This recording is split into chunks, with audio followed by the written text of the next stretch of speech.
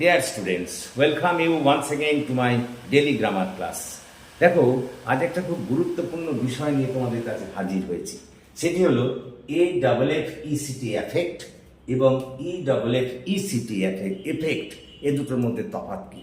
দেখো উচ্চারণগত দিক দিয়ে তো তারা প্রায় একই এবং সেই কারণেই তো তোমাদের মধ্যে নানা রকম কনফিউশন দেখা দেয় এই দুটি শব্দকে কেন্দ্র করে, কিন্তু তাদের অর্থগত দিক দিয়ে বিরাট পার্থক্য আছে। দেখো যখন আমরা বলি AFFECT এফেক্ট, এই এফেক্ট কিন্তু একটু ভার্ব এবং এর অর্থ হলো কোনো কিছুকে প্রভাবিত করা বা কোনো কিছু পরিবর্তন করা বা উৎপন্ন করা। যেমন মনে করো আমি একটু উদাহরণ দিয়েছি, smoking has affected his health, মানে ধূমপান তার স্বাস্থ্যকে প্রভাবিত করেছে। কথাটা বোঝার চেষ্টা করো। তাহলে এখানে অ্যাফেক্ট ভার্ব হিসেবে ব্যবহৃত হলো। আবার দেখো আমরা যখন বলি এফেক্ট EFFECT, সেই এফেক্ট কিন্তু নাউন হিসেবে ব্যবহৃত হয়, অর্থাৎ যার অর্থ হলো কোনো কিছু কারণে ফল, কোনো কিছুর ফল, তাকে আমরা বলি এফেক্ট।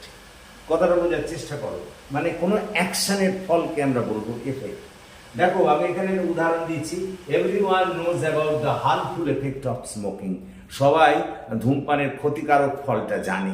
তাহলে এখানে এফেক্ট কিন্তু নাউন হিসেবে ব্যবহৃত হলো। তবে দেখো এফেক্ট আবার ভার্ব হিসেবেও ব্যবহৃত হয়। যেমন দেখো আমি এখানে বলেছি যে যখন এফেক্ট ভার্ব হিসেবে ব্যবহৃত হয় তখন তার মানে হয় কোনো কিছু ঘটানো বা কোনো কিছুর কারণ হওয়া।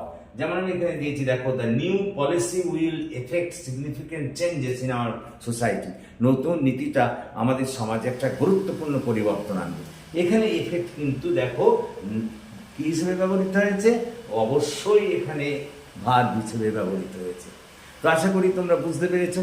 এই হলো এই দুইয়ের মধ্যে পার্থক্য। So thank you for watching and listening. So please comment, share and subscribe to my channel.